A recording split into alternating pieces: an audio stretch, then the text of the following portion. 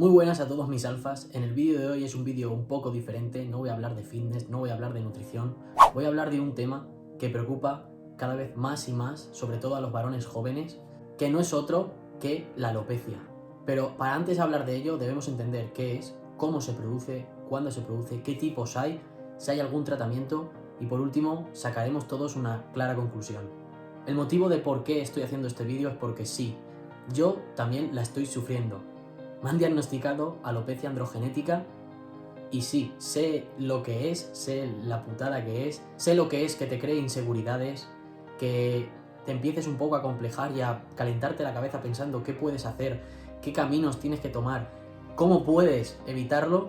Pues en este vídeo te voy a dar todas las claves.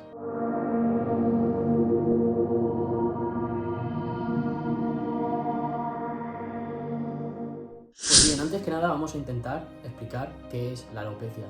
La alopecia está definida como la ausencia o caída de pelo en zonas que normalmente lo poseen. Pero, ¿por qué se produce esta alopecia? Pues hay diferentes tipos de alopecia, como puede ser la alopecia generada por el estrés, la alopecia generada por una cicatriz, pero el 90% de los casos, sobre todo en varones, se da por la alopecia androgenética. ¿Pero qué es la alopecia androgenética?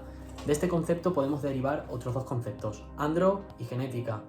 Por un lado tenemos los andrógenos, las hormonas masculinas por excelencia, entre ellas la principal, que es la testosterona, y por otro lado la genética. ¿Pero qué tienen que ver estos conceptos en la alopecia? Pues bien, para que se produzca la alopecia androgenética, primero, el primer paso que se tiene que dar es que haya testosterona. Esta testosterona, a través de una enzima denominada 5-alfa reductasa, se convierte en dihidrotestosterona. Esta dihidrotestosterona, también conocida como DHT, lo que hace es atrofiar el folículo del pelo, el folículo capilar, lo va atrofiando hasta que lo va debilitando y finalmente acaba con él. O sea, el folículo muere y deja de generar capilares. Por otro lado, genética. Es decir, ¿pero por qué? ¿Por qué interviene la genética? Pues muy fácil. Tú puedes producir muchísima DHT, o sea, puedes convertir mucha testosterona en dihidrotestosterona, pero si tus genéticas pueden tolerar toda esta carga de andrógenos, no se te va a caer el pelo. No se te va a caer el pelo. No es que por tú generar más dihidrotestosterona se te vaya a caer más el pelo. No.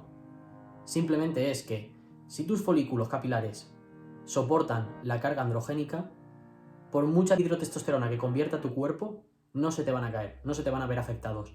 Por eso, si tu padre es calvo, tienes 5 veces más posibilidades de quedarte calvo que si no. ¿Por qué? Porque llevas la carga genética. Tus folículos por genética son más sensibles a la dihidrotestosterona. Una vez que sabemos todo esto, ¿qué podemos hacer? Claro, si eliminamos uno de estos factores, de estas variables de la ecuación, obviamente evitaremos que se produzca esta conversión de testosterona a dihidrotestosterona.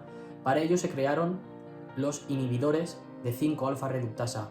Los principales, los que más se suelen ver, que recetan los médicos son, por un lado, finasteride, por otro lado, dutasteride, que es más potente, y por último el minoxidil, que actualmente se vende bajo el nombre de regaxidil. El último de ellos, vamos a empezar por el regaxidil, porque es de uso tópico. Esto quiere decir que te lo aplicas sobre la zona que tú quieres que crezca otra vez el pelo. Básicamente es un vasodilatador. ¿Qué significa que es un vasodilatador? Que va a hacer que llegue más sangre a la zona en la que se aplica. Al llegar más sangre van a llegar más nutrientes, va a llegar más oxígeno y por lo tanto es un buen caldo de cultivo para que crezca otra vez el pelo. Pero no te garantiza nada. O sea, no te garantiza nada. Por otro lado, tenemos la finasteride y dutasteride. Estas se suelen tomar normalmente en formato de pastillas, vía oral. ¿Qué pasa con estas? Debemos de entender que la 5-alfa reductasa tiene dos isoformas. Tiene tipo 1 y tipo 2. La finasteride ataca a la tipo 2 únicamente, pero la dutasteride, que es más potente, ataca a ambas. Básicamente lo que van a hacer es inhibir la 5-alfa reductasa. Pero ¿qué pasa con todos estos tratamientos? Ante la alopecia androgenética debemos de entender una cosa muy básica, muy sencilla y que lo debemos de asumir. La alopecia androgenética es un mueble que se está cayendo y nosotros estamos debajo. Nosotros podemos aguantar el mueble y estar aguantándolo todo el tiempo que queramos. Eso es la finastéride, eso es el regaxidil y eso es la dutasteride. Es aguantar, aguantar y aguantar. Pero poco a poco vamos a ir cayendo, poco a poco. Lo vamos a poder retrasar haciendo fuerza, pero poco a poco nos va a acabar venciendo. Y en cuanto nos quitemos, el mueble va a caer. Pues el mueble, alfas, es nuestro cabello, es nuestro pelo. Estos medicamentos van a hacer frenar poco a poco. Van a frenar, van a ralentizar la caída del cabello, pero no la van a evitar. Y en el momento en el que tú empiezas a tomarlos y los dejas de tomar, la caída del cabello va a seguir su curso natural. Bien, luego por otro lado tenemos los ya conocidos injertos capilares. Esto tenemos que tener en cuenta que no es recomendable hacerlo por debajo de 35 años. ¿Por qué? Porque nuestro eje hormonal hasta los 35 años es muy inestable. Por lo tanto, va a seguir cayéndosenos el pelo, aunque nos operásemos. Y además, tenemos que tener en cuenta que operarnos no es hacernos los injertos capilares y ya está.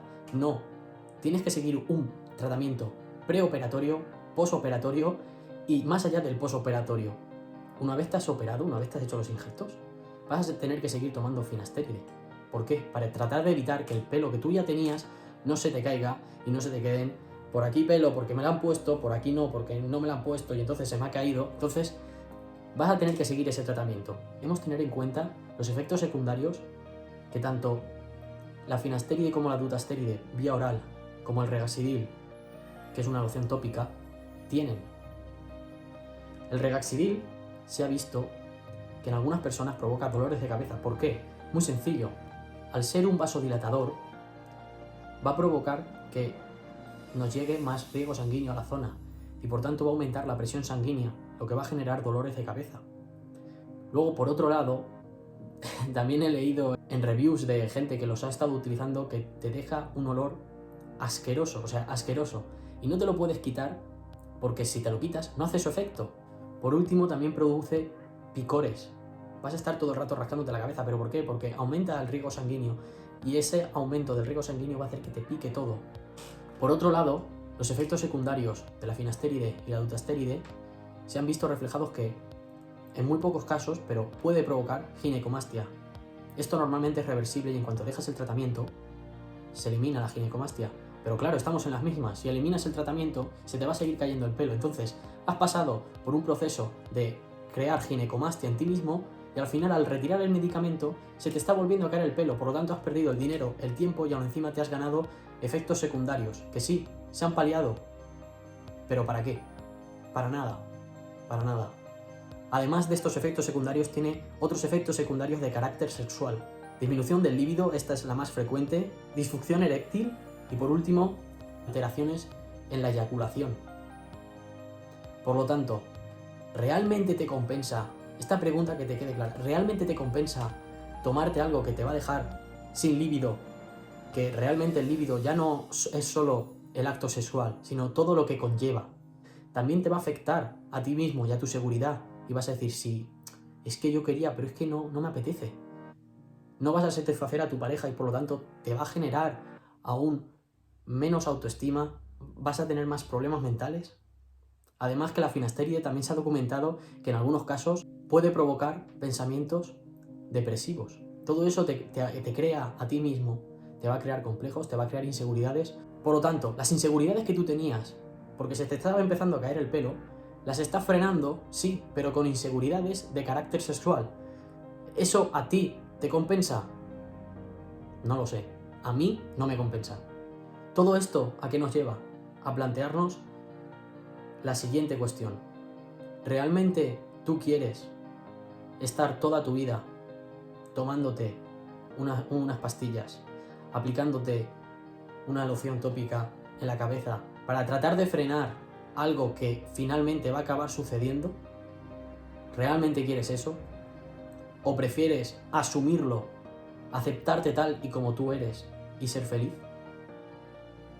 Debemos de decidir y de barajar las dos opciones y escoger una de ellas. Yo en mi caso lo tengo claro. No quiero depender de unas pastillas que finalmente no te aseguran que no se te vaya a caer, simplemente lo van a frenar. lo van a frenar un poco, van a ralentizarlo, pero se te va a acabar cayendo igual. Así que, dicho todo esto, ¿qué salidas nos quedan? Yo no quiero influenciar vuestra decisión. Si queréis tomar estos tratamientos, yo lo veo perfecto, o sea, lo veo genial. Yo en mi caso, mi opinión, mi recomendación es que te aceptes tal y como eres. Que te aceptes, que te quieras. La gente no te va a querer por el pelo que tengas, te va a querer por como tú eres, por tus actitudes y por tus actos. Si a ti mismo te rechazas, el resto de gente que no te conoce te va a rechazar igual. Deja de intentar mantener ese mueble y en vez de mantener ese mueble, céntrate en cosas que sí que estén al alcance de tu mano. Trata de mejorar las cosas que realmente tú puedes mejorar porque las tienes al alcance de tu mano. No trates de mejorar otras que no tienes al alcance de tu mano. Tu carga de andrógenos y tu carga genética no la vas a poder manipular. O al menos no la vas a poder manipular sin consecuencias. Por lo tanto, trata de mejorar otros aspectos, trata de mejorar sobre todo el aspecto psicológico, de aceptarte tal y como tú eres, con tus virtudes, con tus errores, con tus complejos, con todo. Y el resto da igual. Te tienes que querer tal y como tú eres. Y ese es el verdadero tratamiento frente a la alopecia. Aceptarlo y llevarlo con dignidad. Dejaros de cortinillas, dejaros de peinar el pelo para abajo para tratar de disimular la alopecia. No. No. Llévalo con dignidad, quiérete tal y como tú eres y todo lo demás da igual. Un saludo, mis alfas.